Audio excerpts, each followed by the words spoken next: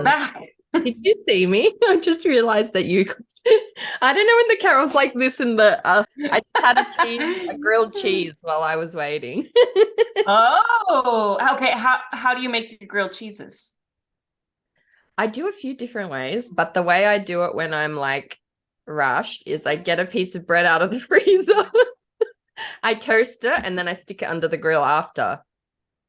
Oh, okay. I I like didn't have that. fresh bread in the house, but like, sorry, Goose is popping off. Goose, shush. Her boyfriend's underground, not underground. There's that room under our apartment, and the guy goes there with his dog, and Goose does not like it. Well, yeah, it sounds creepy the way you say it. Honestly, Is it when creepy? he moved in, I was like, where is he keeping the bodies? Because he'd be down, that's Goose crying. He'd be down there at like all times of the day and night. And I just like I only ever watched half an episode of Jeffrey Dahmer, but it was enough. It was too much for me. But half an episode was enough that when he moved in and he started, like, he'd be up there at midnight at like 3 a.m. I was like, what is he doing down there? So, but apparently it's just electrical repairs. There's like this storeroom under my apartment, and his garage is under my apartment, so I hear him moving around all the time. Yeah. Creepy. Well, okay. Is there any, we don't have to obviously keep this part in, but is there any news on your apartment search or house search? Okay, so like we're making an offer today on an apartment. Oh, So, yeah. oh my gosh, a lot has been happening with that. Like because the rent has gone insane. We can keep it in. I don't care. Our listeners know everything at this point. But that is true. yeah, like the rent has just gone wild. Even in this block where we are, they're upping the rent by $50 a week. And so we were just kind of like, maybe it's the kick we needed. And Phil's parents offered to guarantor us, otherwise it wouldn't have been an option. And so we started looking to buy because it's apparently a good time.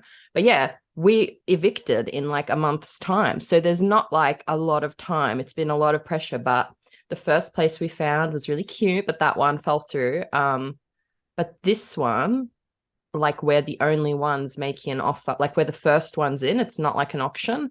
So as long as everything goes through, I'll know tomorrow, I think, if we got it. So it's like, I can't get too excited because it's a really old building, so old that the contract is written in the old school contract that they used to try evade taxes.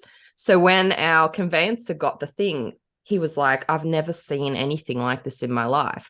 But we then got one from the area, and he's like, yeah, I see these all the time because there's a lot of old buildings. Like the building's going to be 100 in 2030. So it's like, whoa, it's old school. There's like an old incinerator chute.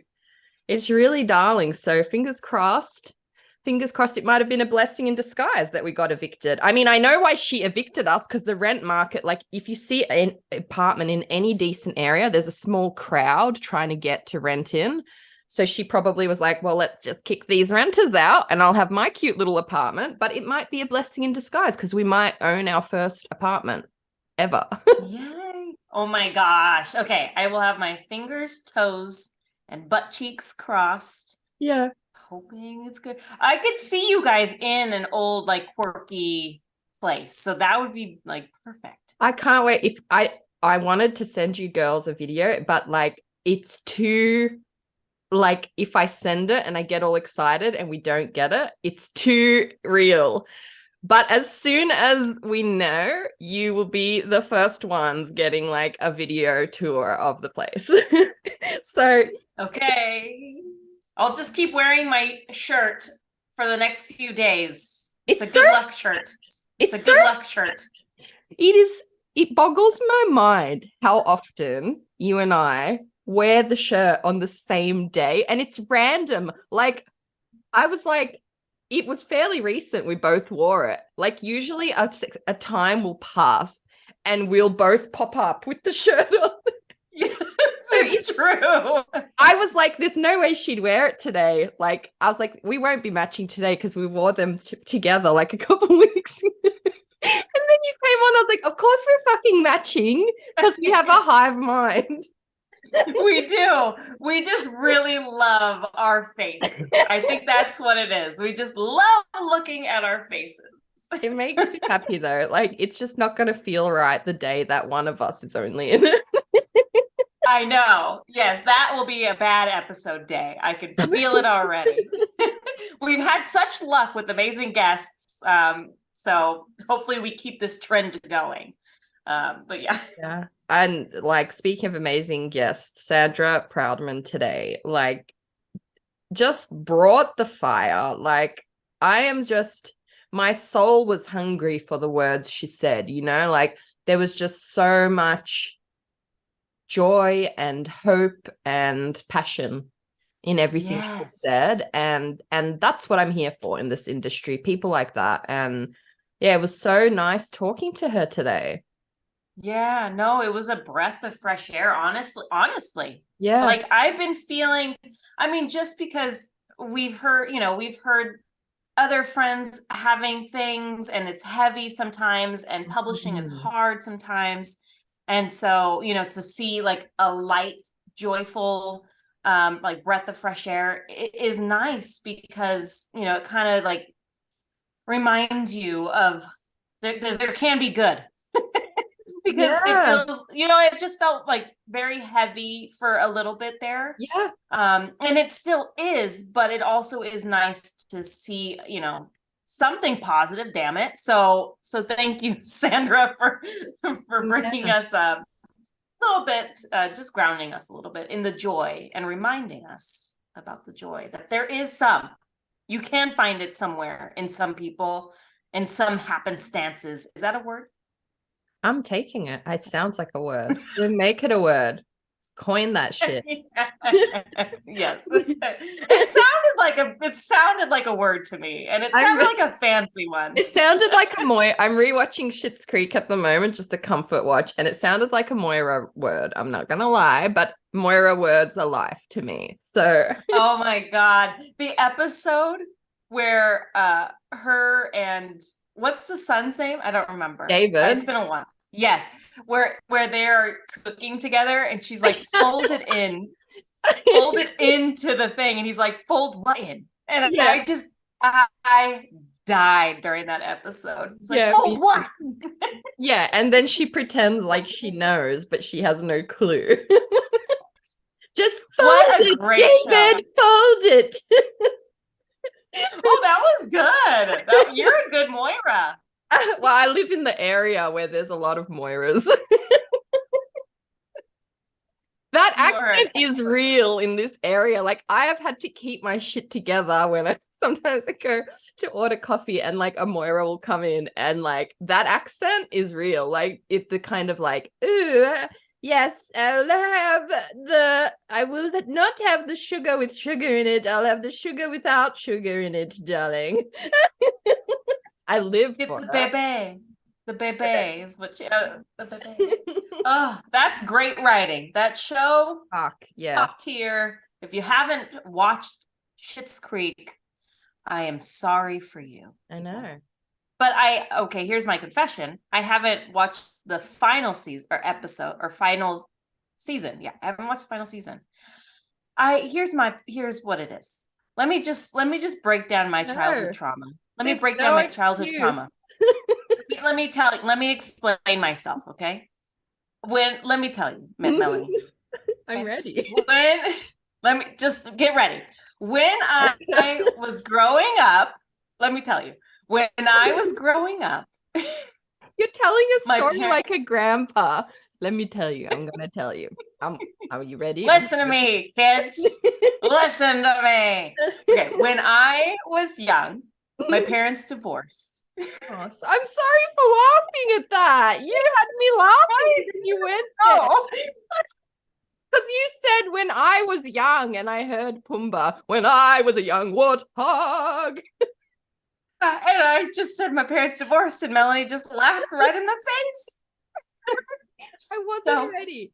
Okay, let's take it back. I told you to listen to me, but you insisted on laughing prematurely. So when I was young, Melanie, Yes. My parents sadly divorced. Okay. Yeah. And I had to move. I had to move so many times and like say goodbye to so many people that like saying goodbye to things is actually it's really hard. And so I loved Schitt's Creek so much that that last season I couldn't watch it because I didn't like say goodbye to the characters, which is so ridiculous. No. But like I hardly ever watch like the season or series finale of things because I'm like, I can't do it. So the cutest shit ever. Like it's actually relatable feeling. Like I tend to push through because I want to know what happens, but like yeah, I hate saying goodbye when I really loved a show. Like I get proper emo afterwards and I'm like, nothing will fill this space. Nothing. Yeah, never. I will never find a show better than this. And then the next week you find another show. It's very cute, but I want you to also see it because it's like, you know, that show just got better and better and better. Like, and the last season was no exception.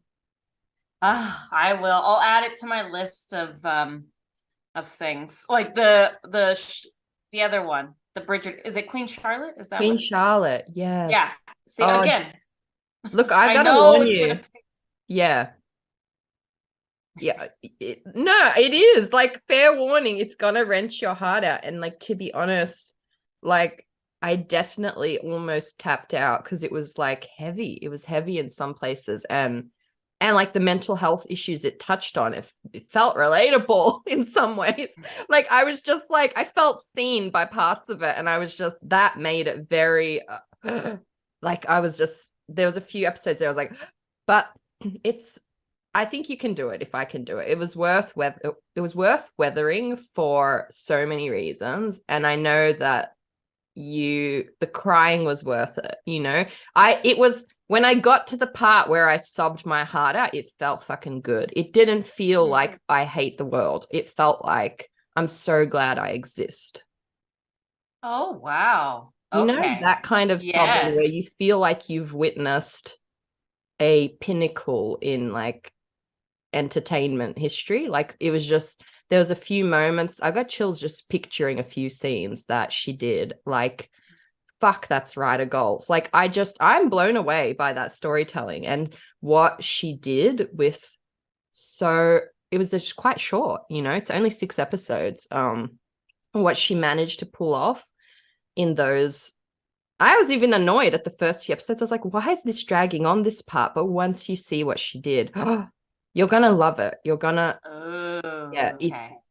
it's worth it. You can I know you can handle the heavy part. The love story drags you through, you know? Yes. Okay. All right. Yeah. I shall. But welcome to the show. I know. I think our listeners know. They know. Yeah, I think, that's true. That's a good point. Like if you guys have been listening to at least 2 episodes, you're going to know. We just go right in and we forget all about what we're supposed to do. Pure chaos and in the best way. I love it. Oh, you went to Lizzo last night. I saw. How glorious. Oh my gosh. Yes. I'm speechless. Like she is everything you would think just by seeing her, you know, like seeing her presence, how she talks like on social media, how funny like all of that is her. You know, that's not she's not fake, that's not phony, that is her. But she goes above and beyond in the concert because she is going hard from start to finish. Like by the end, I was tired from watching her just dance and sing and like do it all. She is amazing. And it was like it just felt very like celebratory, like very just empowering. And it was just all about like celebrating women and bodies and of all sizes and shapes and, you know, just jiggling it all and just enjoying it. And it was a blast. Yes, she is powerful and she can sing. Oh my gosh. So I brought Alicia, my daughter, and she and I went and we just sang and screamed our little hearts out. Yeah, Lizzo was fabulous. I could feel the energy just from your stories. Like, I find it always incredible, these big energy people, like how they can light the whole crowd's soul energy on fire. I find that really fascinating. But like, it makes sense because, and it's so funny, like they really, the like proper performers, they really earn it. You know what I mean? Like, people think like celebrities, like, oh, they're so rich. I'm like, no, those motherfuckers earn it. They earn it because like to do that requires so much of yourself. Yeah. And it like, does. Oh yeah. That's a good point, because she really did leave everything on the stage. And at one point I did think of you because she's really into health and wellness and meditation. Yeah. And at one point, the show kind of got quiet and she did like a breathe in, breathe out, like call, self-affirmation, you are a bad bitch, like the whole thing. And I was like, this woman, I swear, is just a perfect human being. You know what I mean? She was like, let's bring our higher selves into play. What are you seeing when you see your higher self? What is she wearing? What is she doing? I was like, okay, thank you, Lizzo. Like, I needed this. She is amazing. I'm a bit like starstruck and honored that made you think of me. I don't know if I deserve that comparison. But thank you. But you know what? That gives me hope, because like, honestly, like one of the things I've read about is like being in like, writing conventions and whatever, and like feeling worn out and neat. Because I genuinely, like, part of my anxiety and panic attacks is my breathing. That's like the part. And like, I literally have to stop and catch my breath so I won't have panic attacks. And that's the thing, like when there's awareness like that, when people are doing stuff, like she's taking a moment on stage to catch her breath, probably to prevent anxiety, probably to prevent a panic attack. We never know, I don't know what her mental health story is, but it is moving and like inspiring to see people doing stuff like that. Yes. No, I honestly cannot say enough good things about Lizzo. It was, I went there thinking like, oh, this will be fun. And it was fun, but it was more than fun. It was just like joyful. And I just loved seeing the people there. It was just, the crowd was wonderful. Everybody was just so excited and dressed in all of their glitter and whatever the hell they wanted to wear. And that was perfect. And so, it was just great. So happy. That was my daughter's first concert. So she had a great time. Yeah, she was out there just shrieking away. That's so cool that you took her to her first concert. I love that so much. And what a stellar one to go to. I know. Well, next, I was going to say Lizzo might have ruined it for every other concert, but we're going to Taylor Swift next. So we shall see. Yeah. Those are both stellar concerts to start out with. Thank you. And then in randomly in the beginning of next year, we're going to go see Madonna. Oh, but that's super cool too. What a legend. Well, yeah. We're going to just vogue it out this year. We're just voguing out the rest of the year. And how are you voguing out your writing at the moment? Ooh, the transition. It's the shirt. The shirt brings out just the inner. Senpai has noticed me. Do you know Senpai has noticed me, or is that lost on you? Totally lost. What is this? Senpai has noticed me. It's like, I did something that I think you're better at, and you've noticed my. It's an anime what is that thing. From? Oh, okay. Anime says it a lot. It's like in Japan, I think senpai is like a senior, basically. A senior in something. So if you're like both working towards something, like senpai has noticed me, because you've got like anyway. Just ignore me. Well, thank you. Thank you for the lesson. Yeah. Thanks for the lesson, and also for taking my job. I'm gonna What? No, I'm gonna have some anime super fans slide in and be like, that's not what it means, Melanie. Every time I try to explain something, somebody will be like, actually, it means this. So I'm sorry in advance if I fucked it up. See, that's just why I don't try to explain anything. I just let people just try to understand where the hell I'm coming from, and they just can figure it out. Because I don't even know what I'm talking about most of the time. But Writing. how my book is writing. Okay, so writing. I wrote out my outline, and I did my mood board, which saved my life. Yeah.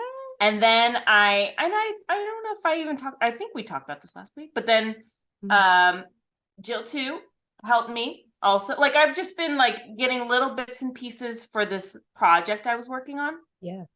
And then I thought, okay, I felt really good about it. Honestly, I was really excited. And so I messaged my agent, and I was just asking her, like, well, what am I supposed to be doing here? Like, what is the next step? And so she kind of broke down of like, well, since you're writing a young adult romantasy again, you know, the next step is you'd probably want to write it.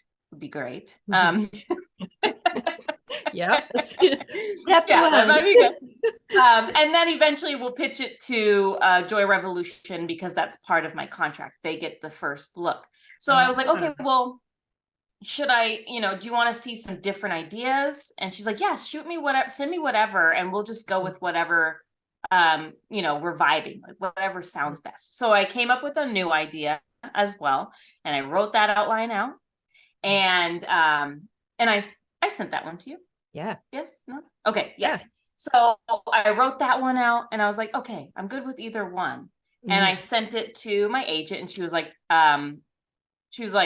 hands down, it's the one that you've been working on. It's my circusy one. She was like, hands down, that's the one. Like, that sounds like Angela Montoya to a T.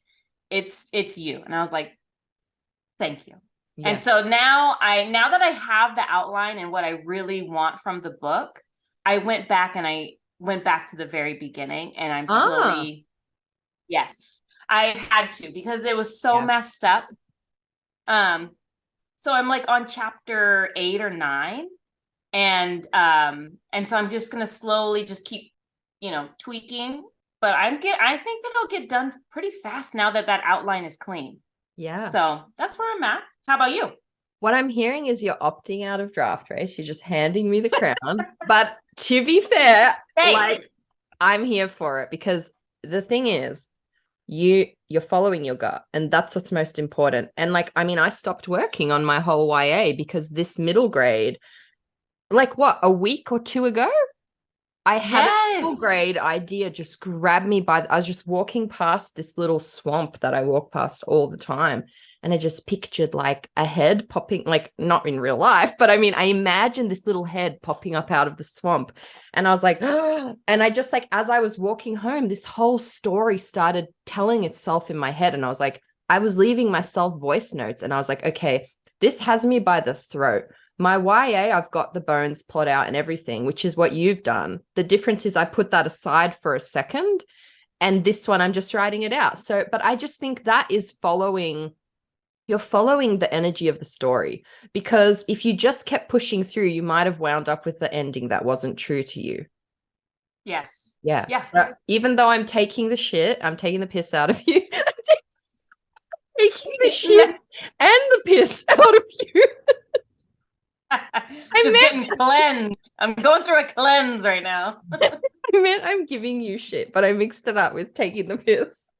Even though I'm giving you shit about slacking off with Draft Race, but I actually think you're just doing exactly what's right for you and what's right for this story, and it's going to make it all the stronger. And I think especially with anything with a significant, I'm saying this because now middle grade is short. My first draft will probably be 20K.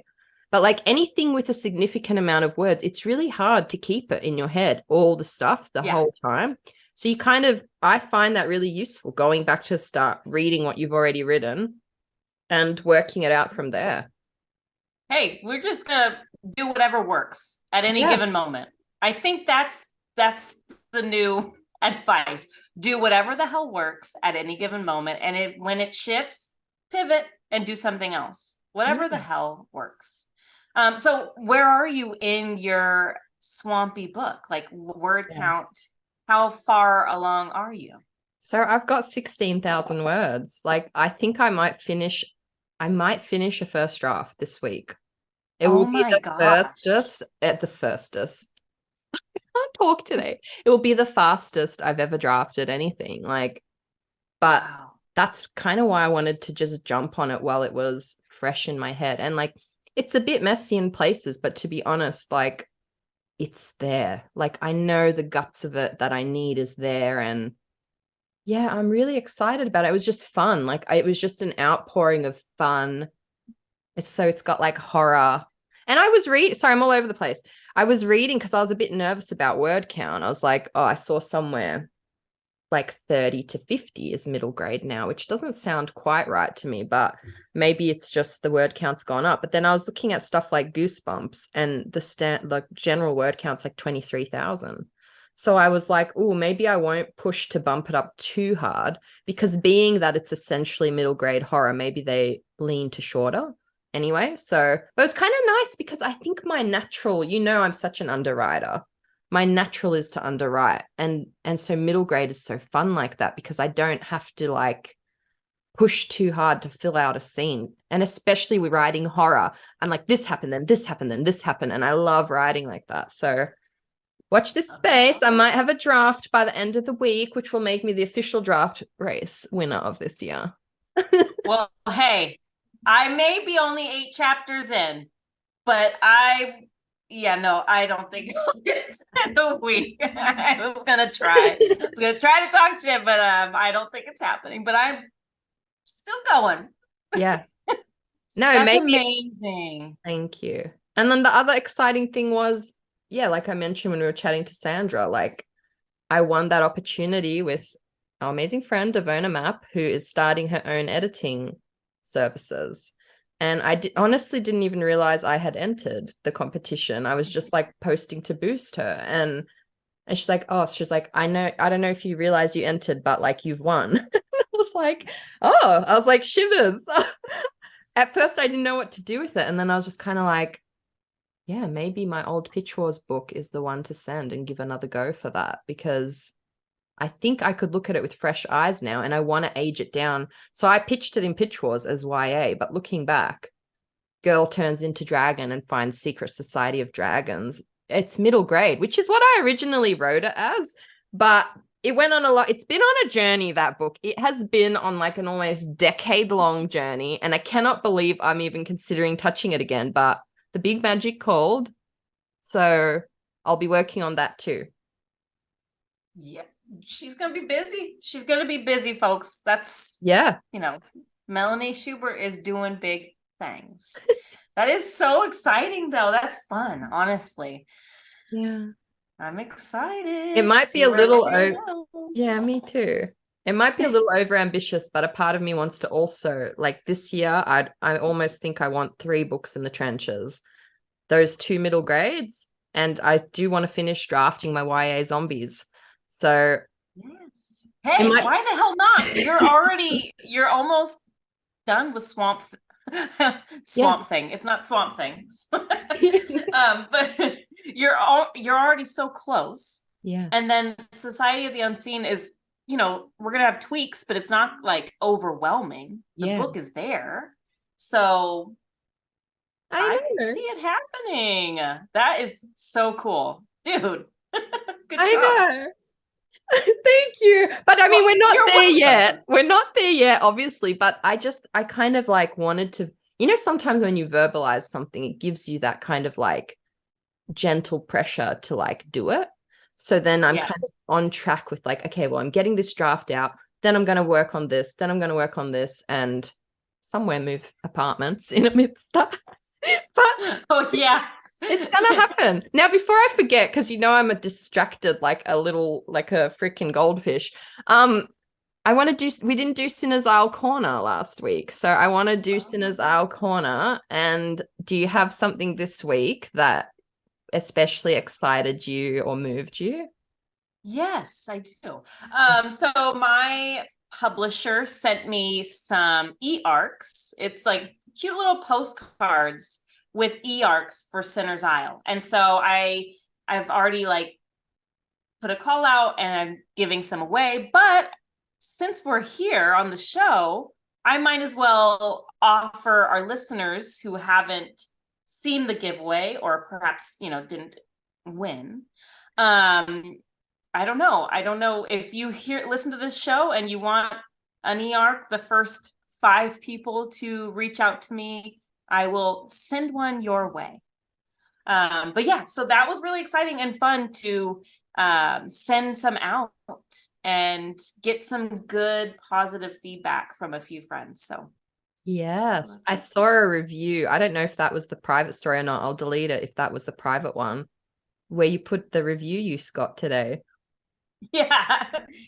So it was just fun. Like, I know I'm not supposed to be on there, but I feel like my skin is thick enough because I know the book has flaws and I've accepted that and I'm growing from that already. So I kind of feel like to people have to say will only help me be a better writer. Yeah. I mean, I'm saying that now because I haven't gotten bad reviews, but who knows when the first really bad one comes, I might regret that. But like, I honestly have come to like this realization. I think it was Paige Powers. He did an interview on the Try Reading podcast, and he was saying like, even the book is already done. Yeah. And, he was like, even now I'm looking at the way that I ended things and I'm like, oh, I should have, because I've changed as a person since then. And like my own thoughts and feelings have changed since then. And maybe I wouldn't have made it such a clean ending or I'm just paraphrasing kind of what he said. And I thought, you know what? It's so true. Like you write a book, you finish it, but you do change as you grow into the next story, and you get better hopefully. So I just feel like this is the first book I'm learning and I'm so proud of it and how far it's come. So like people can tear it apart and they have every right to, and I think it's a perfect wonderful thing because that's what art is. But for me personally, I'm very proud of what I put out. And I know I'm gonna hopefully only get better from here. So like as much as I'm gonna try to stay away from Goodreads, but I feel like I could maybe handle it. I don't know. Yeah. I'm probably gonna eat my words No. soon. You're a very wise soul, I think, and that what you've said is why you can handle it, because you might read one that hits and hurts, but you're going to get over it because of your mindset.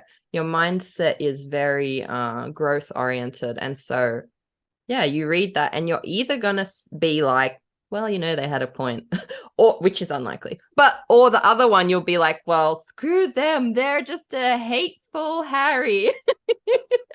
Yes, it'll be either one of those. Yeah. It'll be like they're wrong, they have bad taste, or it'll be like, oh, you know what, that's true. Yeah. No, I'm excited. Yeah. That was my highlight for Sinner's Isle Corner of the week, because I agree 100% with this review that says, holy hell, what a debut. Pirates, magic, and a badass Latinx woman. Obsessed from start to finish. So good. Thank you so much. Well, hey, speaking of badass Latinx women, we have one on the show today. And Sandra Proudman had so many amazing things to say. She took us to church. Yeah. She took us wherever else, somewhere else clever. She took us to all the clever places. School. She took us to school. She did.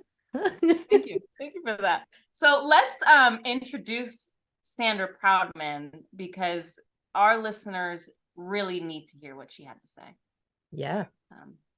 So I'll let Melanie go ahead and Oh, yeah. Yeah, bye. I'm up, am I? Yeah, it was you last week. It's only fair. So, Sandra Proudman, she, her, Ella. Is Ella like Ella. her? It's Ella, like Spanish, like she. Aya. Okay. Sandra Proudman, she, her, Aya, is a Mexican-American author of unabashed Latinx stories and a literary associate at Gallt Zacker Literary Agency. When not busily immersed in all things publishing, you can find her spending time with her amazing husband and adorable toddler, catching up on all her shows and taking care of her vegetable garden. She's the author of the YA fantasy Salvacion, which is out fall 2024 from Wednesday Books, and the editor of the Latinx anthology Relit, 16 Latinx remixes of classic stories, which is being published by Inkyard Press and releases on February 6th, 2024. Connect with her on Twitter, Instagram, and TikTok at Sandra Proudman. Amazing. Yes, I can't wait for everybody to hear what Sandra has to say. Yeah, me too. She really just had the best stuff to say, and I know we both just felt enriched and enlightened by her words. That's the truth right there. We had goosebumps. Yeah. We had shivers. We had tears. We had it all. She came in hot as well. Like, I wasn't ready for like the level of depth that was like straight up. I was like literally like brimming with tears. I was like, she just knew. She knew what we needed today. She did though. Yeah. It is, we talked about this, like all of our guests seems to like, it just aligns right. They always seem to like, I don't know what it is, what the universe does, but they always seem to just hit our little souls perfectly. So I agree. Sandra Proudman is one of those kind of people. Yeah, that's just a fire agency, Gallt Zacker, because we had on Linda Camacho, of course, from there. So we should have known that it was going to be the episode. So yeah, let's, without further ado, let's get her on. Even though we record this after, I always feel a bit wanky saying it, but we're professional. That's, you know, we're ready at all times. We do it before, we do it after, whatever it works. Hello. Yeah. Oh, I love your shirt. I wish I had a shirt too. Yeah. We'll have to send one your way. I know, they're amazing. Hi. We welcome. Welcome. Yes. Go ahead, I'm Melanie. excited to speak to you.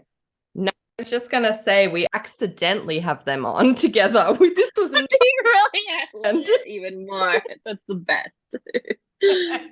Oh, yeah, I think from now on we'll just have to send it to all of our guests ahead of time, and then you know, who doesn't want our faces on their chests? I love it. I love it. I love it. Yeah, our face on everybody's chests in the whole world. Just spread the love. Just like the pre-order campaigns, you know. Exactly. Yeah, exactly. If you want to be on the show, you too can have our face on your breast. I think it works. I think it works. Well, yeah. Hello. Obviously, we are giddy and excited to have you on, and just seeing your face made us light up. Yay. I'm so excited to speak to you both. I know I've been meaning, to message you. So when you messaged me first, I was like, yes, I love this. Let's do it. We were all on the same headspace. I think Melanie and I were mentioning like, oh, who can we ask? And she was like, I know. And I said, no, I know. And we both said the same person, and it was you. So it really was magical, and it was meant to happen. Yes. I love it. Well, officially welcome to the show. Just like in every other episode, we will do your bio ahead of time, save time, because we want to get right into the thick of it, the heart of it. And so, yeah, I know that you have a wealth of knowledge, so many things that are exciting happening in your life. And so let's just dive right in, because there's a lot happening in your life. There is. Oh my gosh, I know. Sometimes I wish it'd slow down, and it just doesn't. It just keeps like, tumbling down. But I love it because I love the rush, and I love, everything publishing. And so now I'm like in the itty bitty gritty of it all, and just like, yes, this is where I want to be. Just in the basket basking in all of it is kind of where I'm at, I think, right now. Yeah. Oh, I love that. I love it because it's so often and it's true. There's so much like negative that happens behind the scenes, and it really can just be so overwhelming and really heavy when you like think of all the stuff that's happening. And so to see you smiling and excited about where you're at is just like it's beautiful. I'm happy to see it. Yay. But I can't help but think, like, even though we're all like kind of can be introverted, but we all addicted to that rush a little bit, you know? Like, I think that's why we made the podcast, because when Pitch Wars ended, we were like, we were both just like, we still want to make that kind of like, there's a new episode coming, and like have that momentum, because it is exciting as well. Yeah, and I think there's so many things to celebrate, and I think because of COVID, because so many, again, like you mentioned, Pitch Wars, AMM is gone, like so many of these amazing opportunities for people to not just continue to build their work, but to really build that community are kind of gone. And I think it's beautiful to do something like this where you're still trying to really put yourself within the community and really make those connections that are so important. And I think we all miss Pitch Wars, and I think we're all just waiting for something like it. And I think this is an amazing way to just build that connection again and just kind of get to talk to people that you wouldn't normally get to talk to, right? And I think it's amazing. Yeah. Well, can you tell us a little bit about yourself for our listeners? I mean, I'm sure they all know who you are, but for those who do not yet, tell us a little bit about yourself. Yeah, so I'm Sandra Proudman. I am a 2024 debut author, which is really exciting because it's been a long time coming, I feel like. But what's even more exciting is that next year I get a debut with a whole trifecta of things. And so I am editing a science fiction fantasy Latinx anthology of classics retellings. I am working on a YA fantasy that's going to be, my main big project. And then I'm also going to be debuting with a horror short story that hasn't been announced for a different anthology. And so I'm really, really excited to get to, not only debut, but to really get to debut with, science fiction, fantasy, that whole jam, and horror, which is really what I wanted to do. I didn't, I went into publishing not wanting to necessarily debut with something contemporary or issues driven, and I'm getting to do that. And so that's really exciting for me.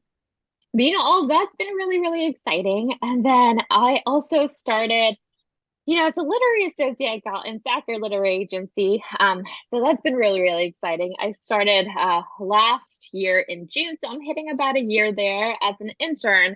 And then I started full-time as Meredith's assistant in February. And I'm also starting my own client list, which is really, really exciting because I get to work with some amazing, writers, some amazing author illustrators. And so that's kind of been where my headspace right now is a little bit more than anything else. But, I'm also a mom of a soon to be 2-year-old who is adorable. And I can't believe how fast time goes. And they say everything in publishing goes really slow, but everything I feel like in parenthood goes really, really fast.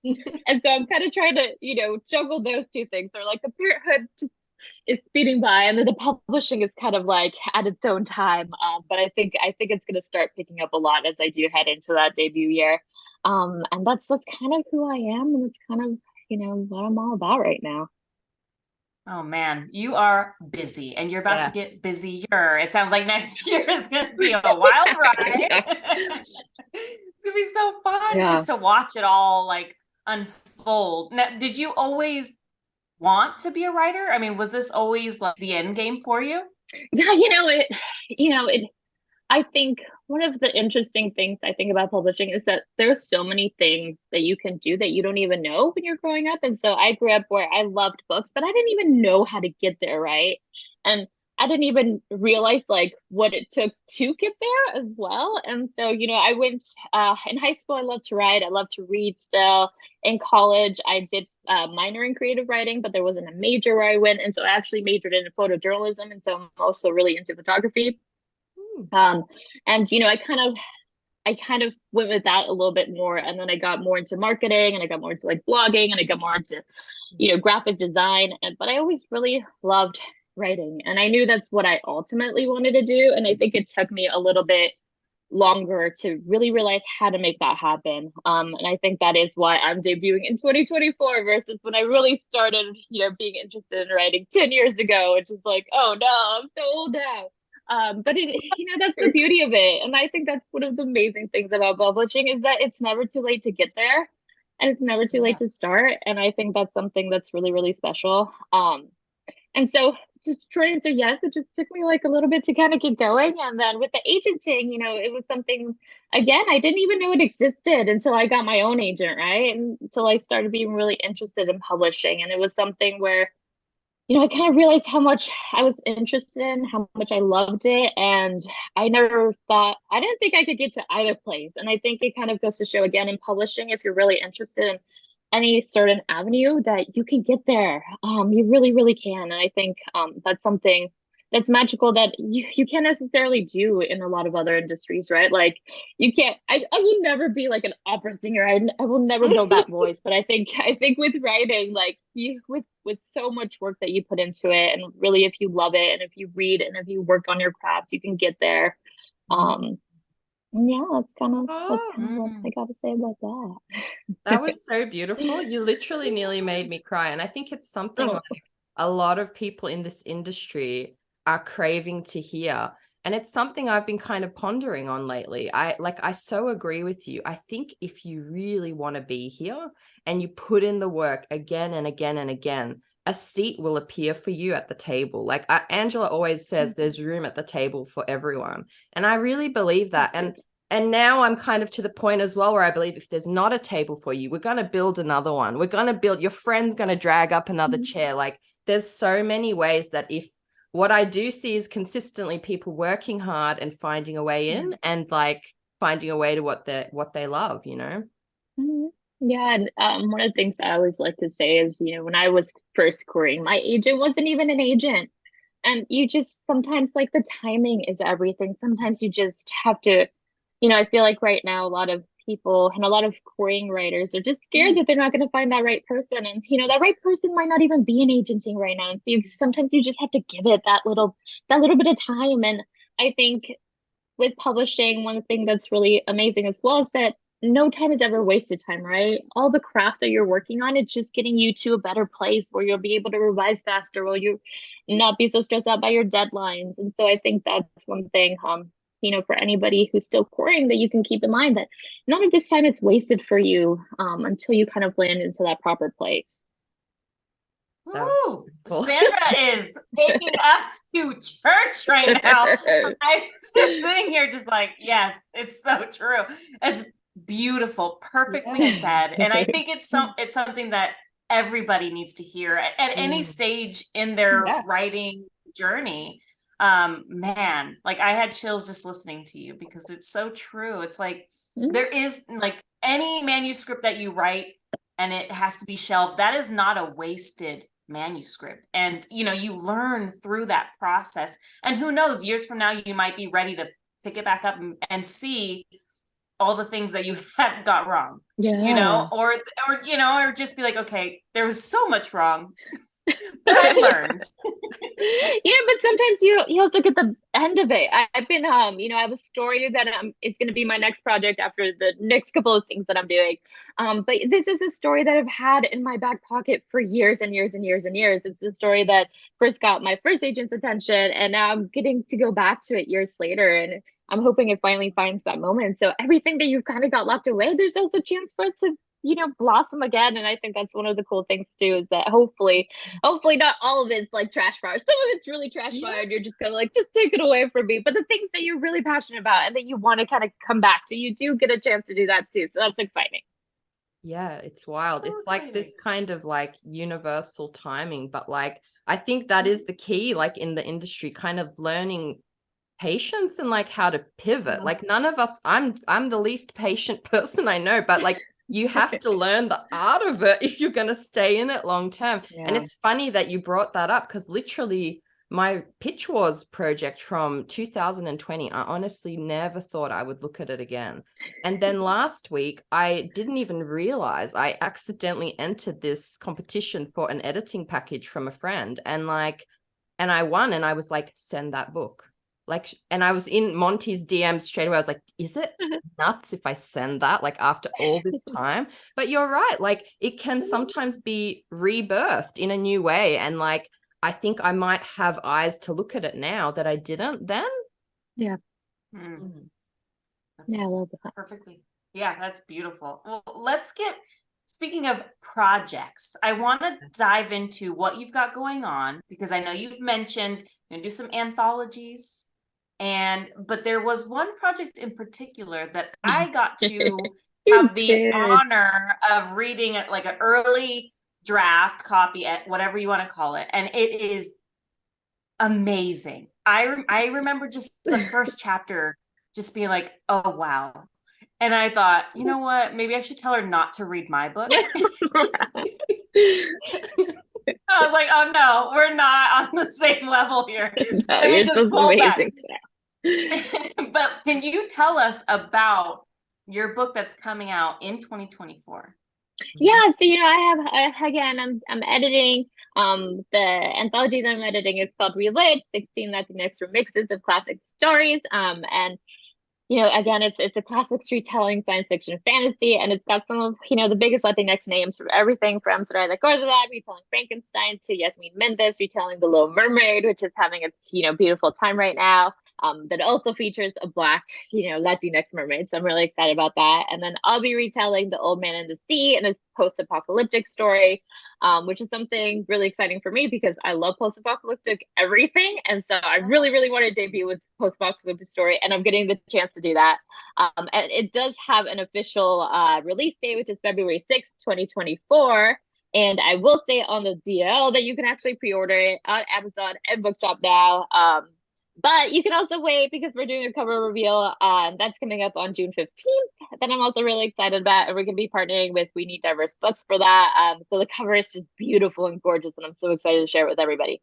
But to get to the story that you're talking about, that one's called Salvacion. And I'm really excited to talk a little bit more about that one because I really haven't got a chance to talk about it too much. And so this is actually the first time that I'm really diving into what the story is about a little bit. But Salvacion is a historical fantasy, and it follows a girl named Lola de la Peña and her brother, who together make up this masked vigilante called Salvacion.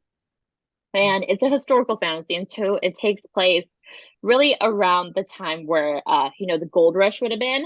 But instead of gold, what's discovered in California is sal negra. And sal negra is, this magical salt that has healing properties. And, there's really the rush to get, as much sal negra as you really can before the Yankees kind of come and like take over, this area.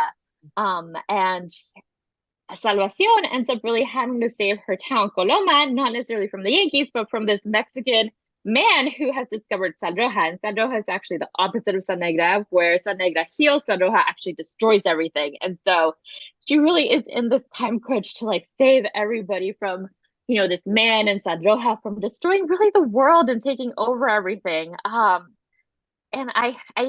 it's such a really fun story. It takes place over just a few days, and so it's really fast paced. It's got like a slow burn romance. It's kind of, with a questionably redeemable love interest, kind of like Zuko from Avatar.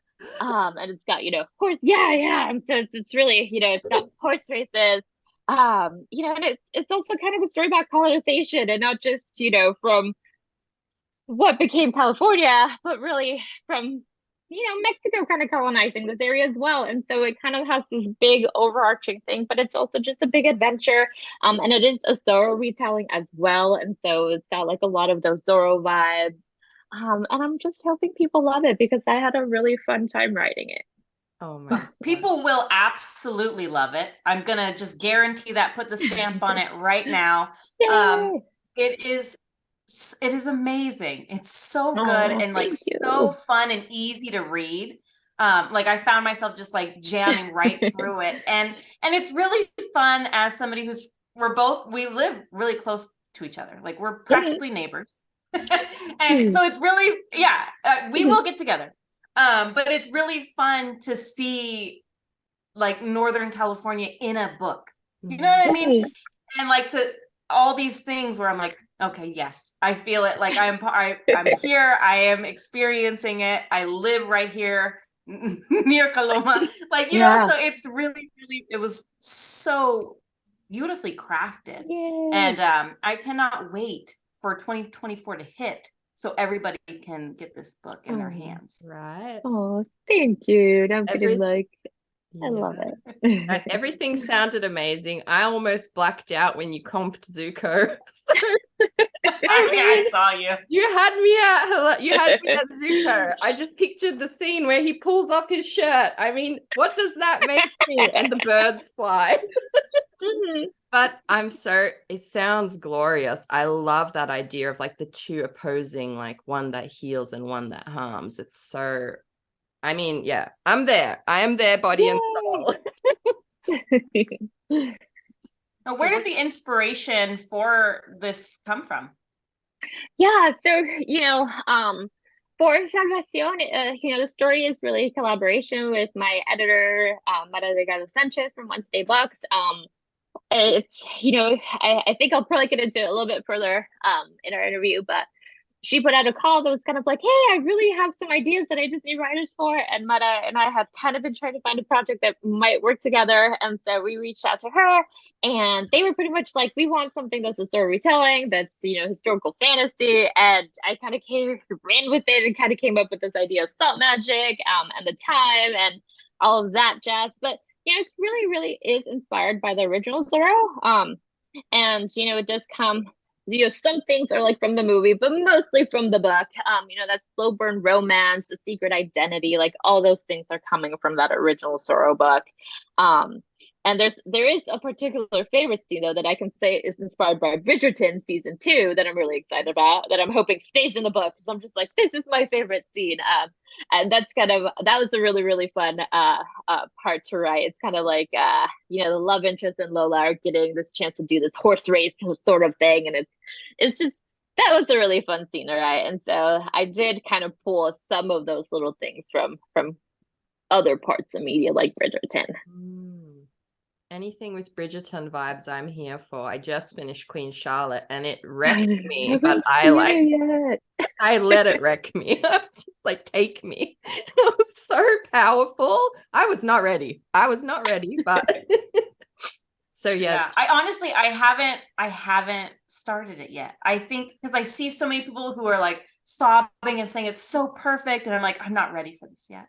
Yeah, I'm like waiting for some kind of mood to hit or something. Yeah. I don't know. I actually stopped watching a few episodes in because I found it like overwhelming, the themes they chose. But I'm so glad I came back to it, because it's like some of the most, I will remember some of those scenes forever. They like give you they move every part of you. So when the mood strikes, my friends, go forth, and you are going to bawl your eyes out, but like it's very you can do it. If I can do it, I'm very sensitive. You girls can do it. We'll do it. We'll do it. Yes. I know that bawling the eyes out is the part where I'm just like, I don't know if I can do that yet, but it does sound amazing, and it really, really does sound amazing. Yeah. Definitely. So we'll have to do a buddy watch and cry together. That's so funny. Well, we mentioned Pitch Wars a little bit at the beginning of this episode, but that's how we all kind of found each other, met, was through Pitch Wars, the magic of Pitch Wars. Now you were a mentor the year Melanie and I were mentees. What made you want to be a mentor? I mean, you're so invested in the community, so I'm just imagining just because you're an amazing human. But like, what made you make that choice to, help a budding author? Yeah, and again, I kind of talked about it a little bit too, but my road has been so long, and it's so much of that length that just comes from not knowing really certain things, right? Like how to properly put together a query, how to really revise your manuscript where it really needs to get to. And so many people just have amazing stories and they just need that little extra push. And so for me, the reason why I wanted to become a Pitch Wars mentor, and I was also an AAM mentor, and I was also a DB mentor, and all those things are gone, which really is a bummer. but one of the reasons why I did want to do all of those things was just because I wanted to shorten that road for writers, you know, especially for marginalized writers. I just felt like I could make an impact in that road, and I've really loved, you know, being a mentor, and I've mentored really talented writers that are debuting soon. You know, Damara Allen is debuting with her MG horror next year. Miranda Sun is debuting with her YA fantasy this year. And so it's really been an amazing road just to see, you know, how much of an impact that you can have when you mentor. And I feel like that is one of the most important things, whether really across all of publishing, that you can do, is just find a really good mentor that will just help you get to those steps sooner. And I think one of the things that I've always kind of done is I've never really looked for mentoring. I think this is really when I'm starting to really look for a mentor, is just, you know, with agenting and all that jazz. But I really, really do feel like the industry is just so mentor driven that there's no reason why you shouldn't try to find a mentor to just help you get to that, again, that stage quicker. And it really does make a difference. And I feel like it would have made a huge difference for me. And that's why I wanted to kind of give back and make a huge difference for somebody else, since I didn't really get that chance to do that. I love that That's so much. really And it is, yeah, it is so important in this industry. Like, we've been talking about this a lot recently. Like, if you meet kind of the wrong people as you start going into it, it can be so discouraging, and so like it can stop that journey. It can keep it like longer and longer for years. But yeah, like finding those right people to like cheer for you. Like, I feel like we were talking about doing this whole intro part about like red flags in like the writing, like, because yeah, like it's really hard to and I feel like something like Pitch Wars, it kind of like made a path through all of the noise and was like, these people are hungry for this, these people are going to scream for you. And it's so different to what you can encounter, which can make the process very slow, you know? Yeah, no, I loved Pitch Wars, and I feel like a lot of people were kind of naysayers towards Pitch Wars, but for me, you know, I was a mentor 3 years in a row. I had such a beautiful experience. It was so well organized. It really, you know, all of my mentees found representation, and so it was just one of those things where it was just like we really, really needed Pitch Wars, and I'm so bummed that it's gone, because I think it really did, you know, create a big impact, and not just for finding representation, etc., but really for building that community again, and just for people connecting. Like, you two have connected, right? And you know, I connected with one of my longtime CPs through Pitch Wars when we applied like years and years ago. We're still like critique partners, and you know, they're absolutely one of my best friends in the whole world now. And so I think that that aspect of that community building that Pitch Wars brought was really, really special. And but I also think there are a lot of, you know, other opportunities still too as well. Like, you know, we need diverse books has a mentorship program. Les Mousses has a mentorship program, and so there's still some out there. So find your place. Yeah.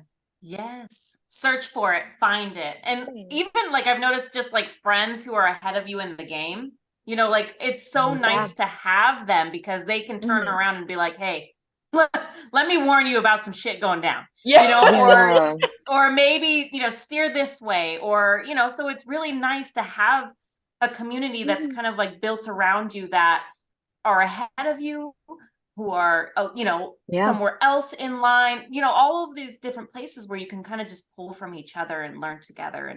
And I just feel like there's just no better community than the writing community, because we really do, for the most part, right, like help each other. But when you do find those friends, quote unquote, that aren't trying to lift you up, or, you know, say they're in a mood and they're trying to drag you down with them, then you have to step back and be like, okay, maybe not this friendship. We'll go to the, you know, and so yeah, you have to guard yourself as well. And I imagine, is that kind of what, I mean, you're such a great mentor. Is that kind of how you ended up in agenting? Because, and you know, agents are mentors in so many ways too. Yeah, you know, that was really through mentoring. I realized that I wanted to become an agent, right? I had such a beautiful time. I was like, yeah, this is the best. Like, you get to help writers build their dreams. Like, yeah, this sounds my jam.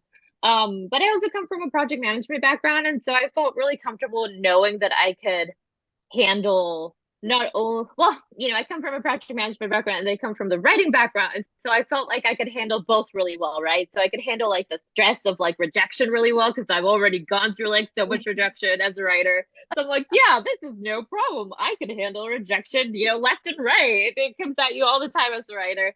And then, on the other side, I felt like I could handle the project management side because I'm, my previous position was just so much work. I was like, yeah, publishing is going to be a piece of cake compared to like all the work I was doing before. And, that has kind of been the reality of it. It's, I feel like coming from those different backgrounds just kind of helped me, when we talk about not wasting time, right? I feel like all the previous jobs that I had before kind of led me to the point where I am now. And I'm able to really help, my client list the way that they deserve to be helped and the way that they really need me to help them. And I really do take being a literary agent with the approach of being a mentor as well. Because I've already accumulated all of this previous knowledge, and a lot of my writers are going to be debut writers. And so that's something definitely that I'm been paying a lot of attention to, and it is definitely something that drove me to want to become a literary agent for sure. It's just that mentoring and helping writers along the way. Yeah. I love that. It's the best thing ever. It's like you're the writer mama. You're looking out for your Yeah, and you have to. And I feel like obviously right now the conversation on Twitter can kind of blow up any day with agents, but the reality is that there are really good people out there, and there are, a lot of agents that do just really want to help and that do really care about making sure that their clients are well taken care of every step of the way. And that's definitely, my approach to it is just making sure that like my clients know that I'm going to have their backs and that I'm going to help them, along the way that they need to be helped. And I think the position has kind of changed along the way, and now that's kind of what it's developed into. And I think that's where you kind of see the clash a little bit, is that the old way of doing things might have been more of like, you guys got a handle on it. Like, my job is just to sell your work, right? And so that's kind of where I'm differing from that approach, is really just make sure that I'm taking care of like the whole client. It's kind of like the approach. Thank you. Thank you. On behalf of your clients, I say thank you. Because you come from it from a different perspective, because you're also a writer, who's selling books. And so you understand kind of how our fragile little hearts work. And so it's nice to have someone like you. It's true. We are fragile. And, sometimes it does take like that extra communication step, because exactly like I know when, as anytime I'd be freaking out, I'm like, I better message my client and make sure they're like not freaking out about the same thing that I know I would be freaking out. And I think that's definitely appreciated. Just a quick check-in every once in a while, I think always goes a mile further. Yes, it sure does. Yes. Again, I thank you on behalf of your clients. So what genre do you look for? Are you representing? Yeah, so I'm going to be representing pretty much, I love everything. And so I'm really going to be representing everything from picture books through, all of kid lit picture books, middle grade YA. And then I'm also probably going to be representing a few select adult projects. And again, I kind of like a little bit of everything, but I do have a special place in my heart for speculative fiction, so sci-fi, fantasy, anything that kind of has any extra little jam in it, horror that's like more, monster horror, etc. So those are really the things that I'm drawn to. It's a little bit of everything, but I do really love science fiction and fantasy. Yes, you're my people.